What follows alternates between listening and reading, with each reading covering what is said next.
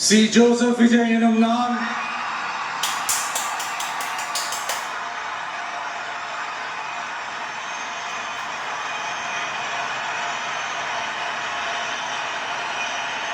சட்டப்படி அமைக்கப்பெற்ற இந்திய அரசியல் அமைப்பின்பால் உண்மையான நம்பிக்கையும் மாறா பற்றும் கொண்டிருப்பேன் என்றும் இந்திய நாட்டின் ஒப்பில்லாத முழு முதல் ஆட்சியையும் ஒருமையையும் நிலை நிறுத்துவேன் என்றும் தமிழ்நாட்டு அரசின் முதலமைச்சராக உண்மையாகவும் உளச்சான்றின்படியும் என் கடமைகளை நிறைவேற்றுவேன் என்றும்